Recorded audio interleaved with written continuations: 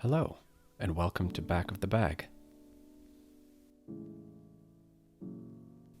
Ever found yourself snacking, cooking, baking, or having a drink, and noticed a recipe on the back of the bag, box, or bottle?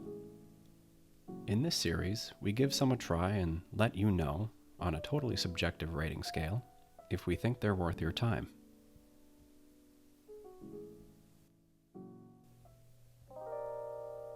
Today, we've got an Easter treat that's not going to take you 3 days and 3 nights to put together. Anyway, if you buy into all that, or if you don't, just think about it. Guy gets killed, comes back just fine? Sure had to feel like something fishy was going on. You know what else is fishy? Fish. That's not important right now. There's a lot of things out there that seem unbelievable, maybe a little too far-fetched to be true. Just like when there was a lot of talk about how the US government was engaging in mass surveillance and there was certainly no way that that was true. Or when Epstein definitely killed himself and had no connections to anybody. Or Operation Condor in South America. Give that one a Google. Speaking of condors, you know what a condor is? A bird. Today's recipe revolves around birds. And birds aren't real.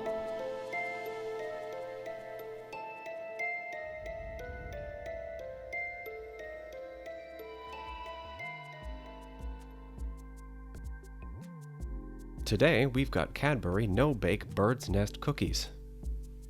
I take issue with these being referred to as cookies.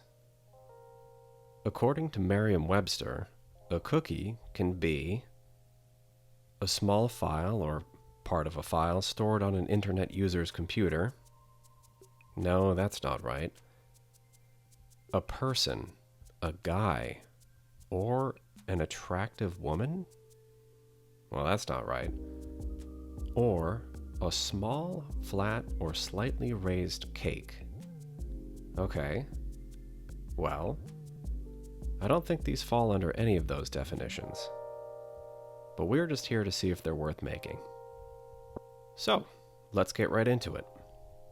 For ingredients, we have 1 cup Hershey's milk chocolate chips, 2/3 of a cup of Reese's peanut butter chips, 1 can, 5 ounces of chow mein noodles, or I guess as close of a size to that as you can get, and 1 bag Cadbury mini eggs.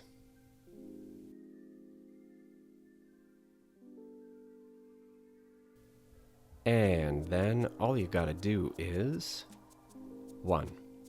Melt milk chocolate chips and peanut butter chips. 2. Add chow mein noodles, stir to coat completely.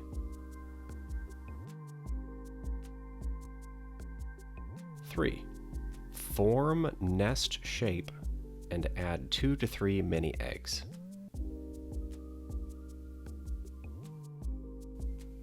All right, there it is. Check it.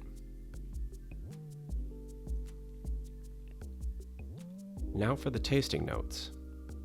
And you might be thinking, wait, that's it? Yeah, this takes the no-bake simplicity seriously, and it just focused on the classic deliciousness of chocolate, peanut butter, and crunch. What the recipe on the back of the bag doesn't mention is time to cool. I ballparked letting them sit for a good 10 to 15 minutes and then refrigerating for another 10 or so minutes. I did look up the official recipe online since the bag does say, and I quote, "Visit cadburyusa.com for full recipe." But there isn't much more there. It just says, and I quote, "Let stand until firm or refrigerate about 10 minutes." I disagree.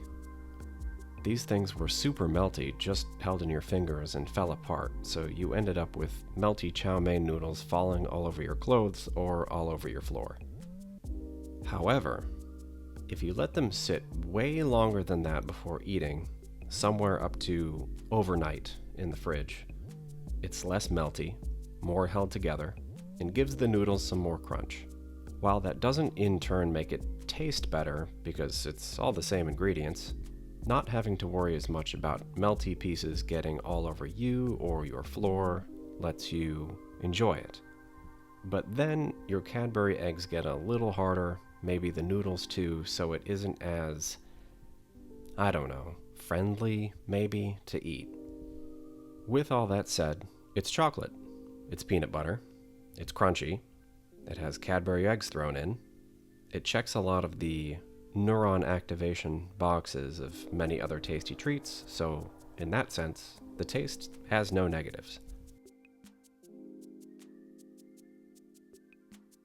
So, what's our rating system? 1. I'd willingly throw out all the ingredients I just bought so I don't accidentally make this again. 2. I wouldn't make this again, might eat at an event, but only if it was the last thing left. 3. Probably wouldn't make again, but would eat at an event if it was available. 4. Might make again, but probably only for myself or somebody I wasn't trying to impress. 5. I'd make this again and think it would be a hit at a party. These get a 3. While the taste itself doesn't have negatives, the makeup of the whole item is inconvenient. I don't necessarily think I'd want to be making this again, but if I came across these at an event, I'd probably have one and eat it carefully. However, if you're hosting or going to an event about birds, which aren't real, these will f***ing slay. In this instance, they get a 5. Thank you for your attention to this matter. We'll leave it at that. Thanks for watching. See you next time on Back of the Bag.